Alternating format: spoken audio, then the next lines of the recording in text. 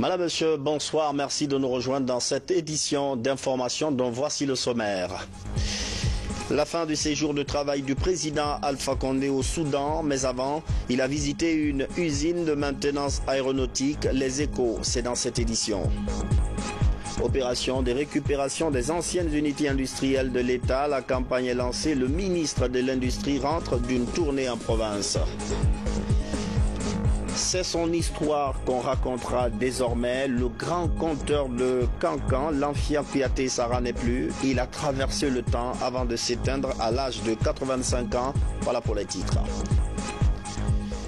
Madame, Monsieur, bonsoir. Nous avons eu quelques soucis, mais là, tout est bon. Tout est rentré en ordre. Toutes nos excuses pour ces 6 minutes de retard. Les échos de la visite du président Alpha Condé au Soudan. Il était ce matin sur le site d'une usine de montage et de maintenance aéronautique. C'est en plein cœur de la capitale Khartoum. Le chef de l'État s'est aussi rendu à l'Université africaine internationale. Cette seconde étape a permis au président de l'Union africaine d'être en contact direct avec la relève de l'élite africaine actuelle. Sanassi Keita. Jihad Safat de Khartoum, une usine de maintenance et de montage d'avions. C'est ici que le président de la République a commencé sa visite de ce lundi, 29 mai 2017. Professeur Alpha Condé a fait le tour de cette industrie aéronautique pour mieux cerner tout son mode de fonctionnement. Les responsables de cette usine se sont fortement réjouis de ce déplacement effectué par le président en exercice de l'Union africaine. Juste après, le chef de l'État s'est rendu à l'Université africaine internationale de Khartoum. Ici, professeur Alpha Condé a tout d'abord échangé avec le responsable de cette institution d'enseignement supérieur soudanaise sur plusieurs questions, notamment la formation des étudiants guinéens, avant de venir livrer aux étudiants ce message. L'Afrique a la population la plus jeune. Vous savez, les Européens sont confrontés aujourd'hui à ce problème, l'Allemagne et autres. Ils sont obligés de faire venir des émigrés parce qu'ils n'ont pas assez de... Nous avons l'avantage de la population jeune, elle maîtrise le savoir. Mais c'est un danger. Si on ne trouve pas l'emploi, c'est une bombe. Par contre, si on trouve l'emploi pour ces jeunes, alors l'Afrique sera vraiment l'avenir du monde. C'est pourquoi il est extrêmement important que d'abord vous maîtrisez le savoir. Notre obligation, c'est de donner les moyens d'étudier. Ça, c'est notre obligation. Mais votre obligation, c'est d'être sérieux, de faire seulement vos études, de ne pas vous affoler à la drogue ou bien à la cigarette ou aux alcools. Donc chacun de nous a des obligations. Parce que souvent, vous pensez que vous n'avez que des droits. Non, vous avez des droits. On doit vous aider à vous... Mais vous avez aussi des devoirs. Le président de la République a par ailleurs appelé ces jeunes étudiants à s'impliquer dans le développement de l'Afrique, tout en mettant leurs compétences au service de leur pays. Quand vous finissez vos études aux États-Unis ou en Europe, vous devez retourner. Mais souvent, vous finissez vos études, vous restez là-bas. À quoi ça sert de former des médecins s'ils restent à Paris ou à New York, alors qu'on en a besoin en Afrique? Donc, il faut que chacun de nous, on dit chez nous que quand on te lave le dos, donc c'est toi de laver le ventre. Nous, on vous lave le dos.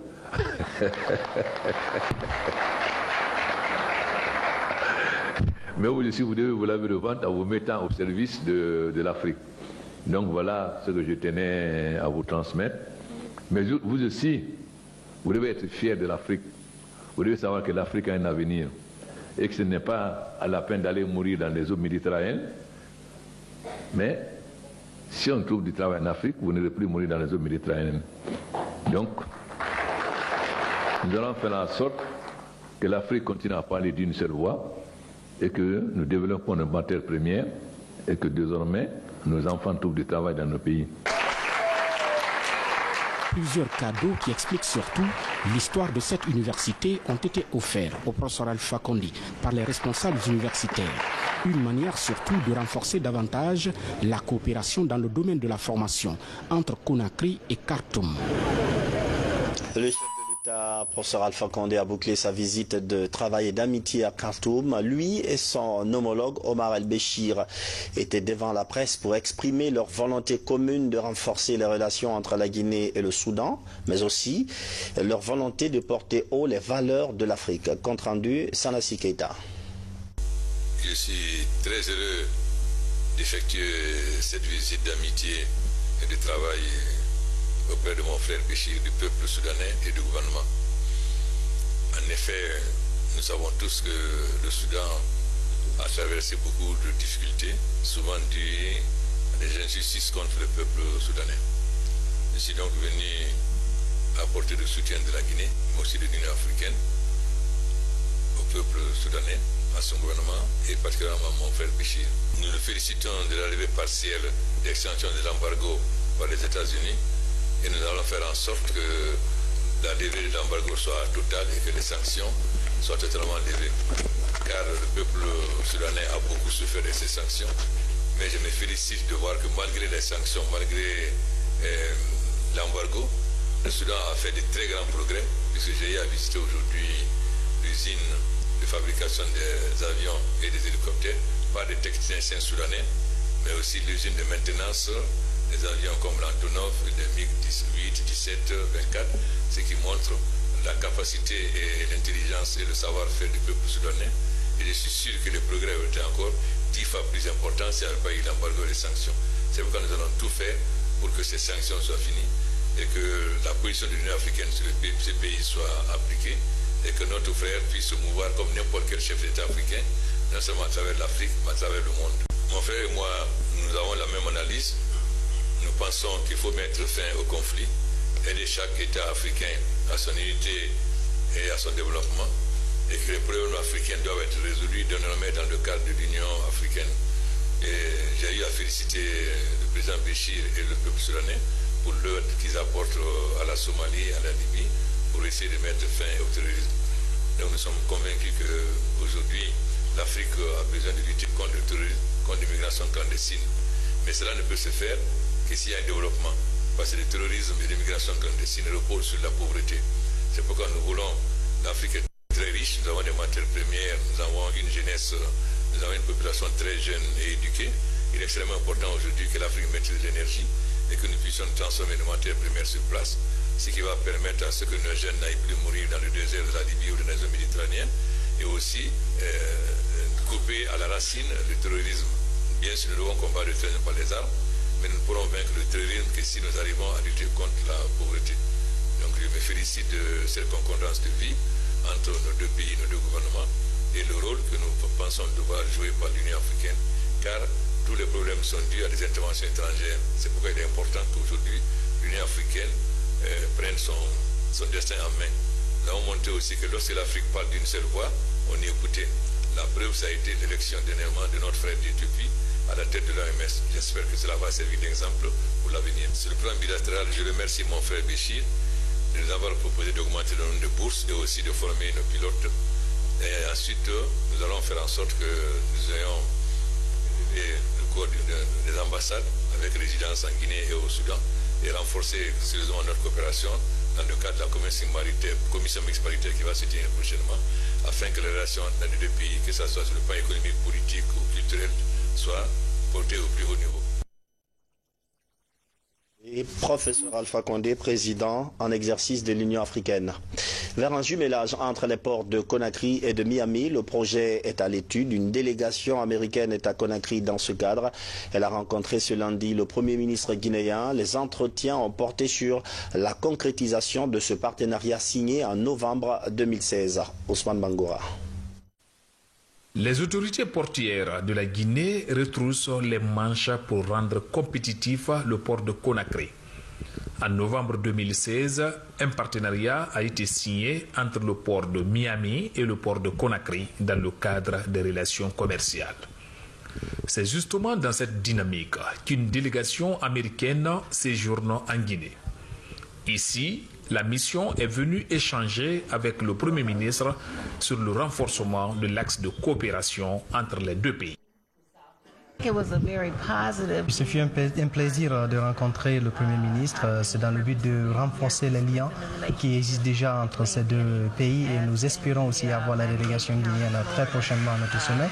Et l'importance aussi de cette visite, c'est de renforcer les économies des deux pays, de la comté de Miami-Dade en Floride et aussi renforcer aussi l'économie de la Guinée.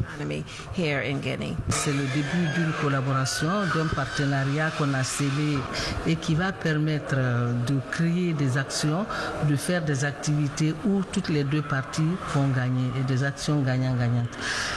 Le port aujourd'hui de Miami est un port international et un grand port qui a beaucoup d'expérience et beaucoup d'opportunités, beaucoup d'atouts auxquels la Guinée peut bénéficier. Depuis un certain temps, le port de Conakry est devenu très attractif et rentable. C'est pourquoi le Premier ministre Mamadi Youla a exhorté les deux parties à diversifier le partenariat entre le port de Miami et le port de Conakry. Dans l'actualité encore, la lutte contre l'insécurité alimentaire, des acteurs se concertent. Comment promouvoir la mise en œuvre rapide du programme de productivité agricole dans la sous-région? Une première solution semble faire l'unanimité, accroître les rendements des producteurs. Mais comment? Là est toute la question. Ousmane Ba. Ce forum de Conakry réunit la famille élargie du programme de productivité agricole en Afrique de l'Ouest. Un instrument de coopération agricole qui touche 13 pays membres de la CEDEAO avec 8 millions de bénéficiaires directs. Des acteurs du développement rural évoluant dans les filières prioritaires. Le PPAO est l'un des projets clés dans le portefeuille de la Banque mondiale en Guinée, dont la première phase a eu de très bonnes performances dans son intervention sur le riz. La Guinée a décaissé les 100% des ressources financières qui lui ont été allouées et les objectifs de développement ont été atteints, même dépassés. Après 5 ans d'accompagnement de la filière riz en amont et en aval, la Guinée s'inscrit aujourd'hui dans une dynamique de diversification alimentaire avec un financement additionnel de 23 millions de dollars. Il faut dire que la Guinée a quand même une équipe très dynamique de mise en œuvre, de coordination de ce projet. Et on a pu voir parmi les résultats que j'ai vus sur le terrain, des jeunes gens qui ont quitté les mines pour venir faire la production des semences et qui ont pu construire des maisons, acheter des motos et tout ça. On a vu des femmes qui ont utilisé les nouveaux équipements pour faire l'étuvage de riz, qui ont pu s'organiser et commencer à servir des sociétés minières. Qui parle d'agriculture intensive ou agriculture commerciale doit d'abord parler d'augmentation de cette productivité. Et c'est ce que ces projets-là font depuis plusieurs années en Afrique de l'Ouest, portés par la CEDEAO. Et donc là, nous allons faire le point des acquis de 9 ans de ces projets. Vous avez bien vu qu'au départ, il y avait 3 pays bénéficiaires. Aujourd'hui, il y en a 13, plus 2 dans le Cameroun et le Tchad qui vont s'ajouter aux pays bénéficiaires. Donc nous sortons même de la CEDEAO. C'est dire que ces projets ont été très porteurs de résultats sur lesquels on peut capitaliser. Cette première réunion de synthèse des missions d'appui version 2017 est une plateforme de concertation qui vise à renforcer l'intégration régionale, notamment dans le domaine de la recherche. Avant de continuer, cette note par laquelle le Conseil économique et social porte à la connaissance des distingués conseillers et conseillères que la cérémonie de clôture de la première session ordinaire 2017 de l'Assemblée plénière du Conseil se tiendra le mardi 30 mai 2017 à partir de 9h au siège de l'institution, 6 à la 6e avenue, quartier Kouléondi, commune de Kaloum. La note est signée de la présidente du Conseil économique et social, Adja Rabiatou Serra Diallo. Promotion de l'industrie. L'État décide de relancer les unités industrielles à l'arrêt. Un premier travail va consister à les répertorier et à les ramener dans le portefeuille étatique. Ces industries qui ont longtemps fait la fierté de la Guinée sont aujourd'hui dans un état de dégradation poussée. Karim Kamara. Privatisées à la faveur du discours-programme du 22 décembre 1985, ces unités industrielles ne sont plus opérationnelles depuis près de 30 ans. Après avoir fait l'état des lieux, le gouvernement de la Troisième République décide de ramener toutes ces usines dans le portefeuille de l'État. Je fais le tour justement pour voir quel est l'état des ouvrages qui existent. Donc l'ensemble des unités industrielles sont revenus dans le portefeuille de l'État. Donc l'administration m'a chargé de faire le point afin de définir le cadre de relance de ces activités dans un partenariat privé-privé ou dans un partenariat public-privé. À l'intérieur du pays, 9 unités industrielles localisées à Mamou, Farana, Sérédou, Zérékoré et Kankan sont fonctionnelles. La plupart des machines sont obsolètes. La plupart des installations sont vétustes. Je vais vous le dire carrément. Inaptes à fonctionner. Alors, mais avec le partenariat, nous réussirons à changer, si vous voulez, à remplacer les machines au fur et à mesure au cas où l'activité serait à garder. Mais il y a une évaluation profonde à faire au niveau des installations. Depuis plus de 2 ans, les activités de l'usine de jus de fruits de Kankan et de l'huilerie de Dabola sont relancées. Selon le ministère de l'Industrie, la prise en charge des anciens travailleurs dans ces usines se fera selon le statut des uns et des autres. L'ambassade de Guinée en France informe la communauté guinéenne que les opérations d'enrôlement en vue de la délivrance des passeports biométriques sont prolongées jusqu'au 30 juin 2017 à 18 h. Aucune autre prolongation n'étant envisagée au-delà de cette date, l'ambassade invite les demandeurs à effectuer les démarches dans le délai imparti. Éducation, une véritable révolution est en embuscade pour qualifier l'enseignement préuniversitaire et ça va commencer par les examens de fin d'année 2017. Ils seront placés sous haute surveillance. C'est l'une des premières conclusions de la retraite de l'abbé. Les travaux ont duré 3 jours. Mamadou Saliouba, Rachel Tedouno.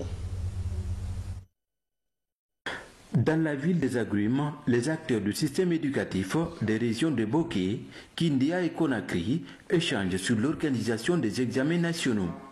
Pour réussir cette session 2017, ces acteurs jettent un regard rétrospectif sur les précédents examens. Objectif, corriger les lacunes pour un bon déroulement des prochaines évaluations nationales. Les textes disent que nous devons corriger que les professeurs chargés de cours en terminale pour le baccalauréat, en 10e année pour le BPC et en 6e année pour l'entrée en 7e, qu'on appelle maintenant certificat d'études élémentaires. Donc je pense que, puisque c'est eux qui connaissent, on a préféré retirer ça dans la main de l'IGE, l'inspection qui est chargée de contrôle. Normalement, c'est eux qui doivent contrôler si le choix a été opportun. Mais si le contrôleur devient l'acteur principal, donc il va faire, quand ils font des corrections, personne ne contrôle. Ça nous édifie encore de plus parce que là nous aurons toutes les voies possibles pour bien examiner nos enfants, pour bien les évaluer parce que nous qui les enseignons durant toute l'année et en fin d'année ils sont évalués consciencieusement. Donc tout enfant qui réussirait saura que oui, c'est son effort qui lui a permis de réussir. Cette année, les examens sont prévus du 19 juin au 11 juillet prochain. Pour mieux sécuriser les épreuves et moraliser les évaluations, les administrateurs territoriaux seront impliqués dans l'organisation. Nous apprécions vraiment cette décision à sa juste valeur et nous ferons tout pour mériter cette confiance. Nous allons tenir une réunion avec les préfets pour attirer leur attention sur l'enjeu de cette confiance. Et à leur tour, ils vont également travailler avec les sous-préfets pour éviter tout dérapage. Avec la suppression de la moyenne annuelle, les candidats devront compter sur la moyenne obtenue à l'examen pour passer en classe supérieure. Santé, la ville religieuse de Dinguiraye dispose désormais d'un centre de maternité complètement rénové. L'État et les partenaires y ont mis les moyens. En plus d'équipements nouveaux, le corps médical est également étoffé avec l'affectation de nouveaux agents. Explication sur Udekera. La maternité de l'hôpital préfectoral de Dinguiraye. Le service est délocalisé depuis quelque temps dans ce vieux bloc rénové par la SMD, Société minière de Dinguiraye. La délocalisation vise à répondre au taux élevé de fréquentation. Environ 180 accouchements et 45 césariennes sont réalisés tous les mois. Grâce à l'accompagnement des partenaires, le service bénéficie de nouveaux équipements. L'idée qui est venue précéder l'idée de rénover la maternité et son implantation à l'intérieur de la cour de l'hôpital que vous voyez au fond, qui n'était vraiment pas humanisée.